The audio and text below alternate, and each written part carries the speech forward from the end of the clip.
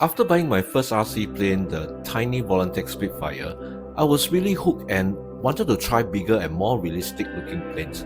A lot of these planes attracted me, but most were just too expensive as an trial and error plane, and I was even contemplating getting an EDF jet. Thank goodness I didn't, since after all in life, you have to learn how to walk before you fly. Hi everyone, Uncle Raymond here and welcome to another new video. So it soon boiled down to either the FMS Cessna or a brandless Cessna. I thought since I'm still so new to the hobby, I'll just go for the cheaper option. Now, I have a particular affinity for the Cessna since that was the plane I almost learned how to fly when I was 16 years old. Back to this brandless Cessna, it is basically an RTF model and comes with everything I'll need, including a 3S LiPo and a 5-channel radio. Compared to the FMS Cessna, this was about $200 cheaper. Now, I also in a moment of vanity bought a set of floats for the plane. So much for learning to walk before learning to fly, but hey, Uncle Raymond is a good swimmer. So back to the Cessna, I knew the dimensions of the plane, but since this was the first time I had such a big plane, the size really took me by surprise when I first saw it in the flesh. It almost couldn't fit into the car. Well, there is some assembly required, so it's down to referring to the instructions manual and getting to work. Even though the manual isn't very good, the assembly process was pretty straightforward, requiring just some glue and a few screws.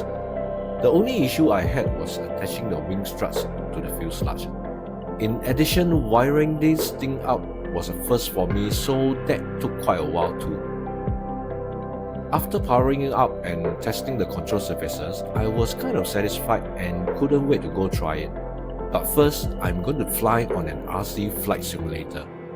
There are many cheap options of RC simulators in the market, but I figured since I was going to learn how to fly an actual RC plane, I opted for a good version. So I bought the Real Flight Simulator, which also came with a Spectrum Interlink DX simulator controller. I then chose a plane in real flight that was as close to the Cessna as possible and spent hours flying it. After some time, I thought I was ready and it was off to my favorite flying field. So here is my first attempt. The ground was okay, but my confidence wasn't, so I think I didn't give it enough throttle. Okay, second attempt.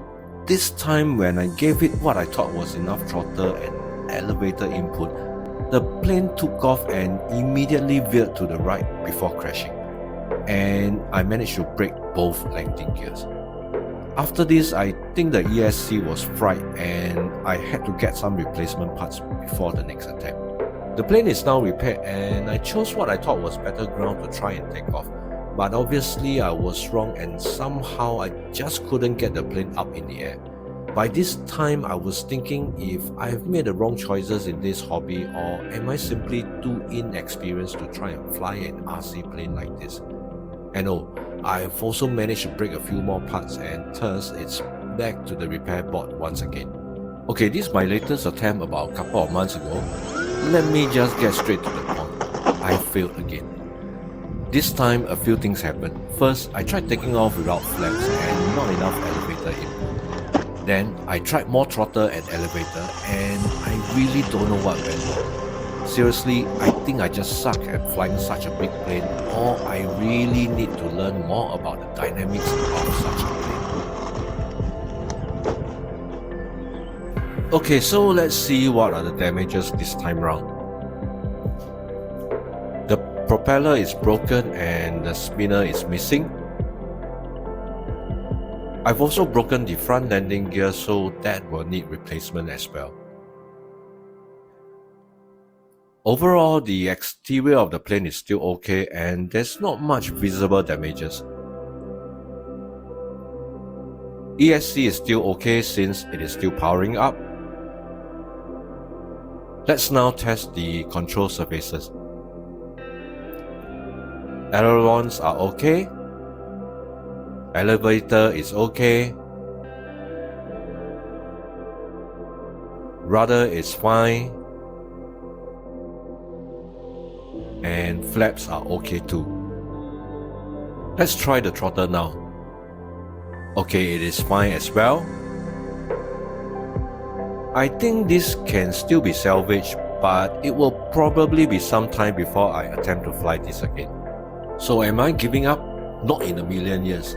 Perhaps I will try some other brands and models before coming back to this Cessna, but for now, it will have to take a backseat while I carry on with my other projects. I really hope that if you are facing the same issues as me, be it trying to fly RC planes or helicopters or drive RC cars or boats, that you will not give up and keep going at it until we all succeed. Like I said before, why give up on a hobby we all know can put some of the biggest smiles on our faces?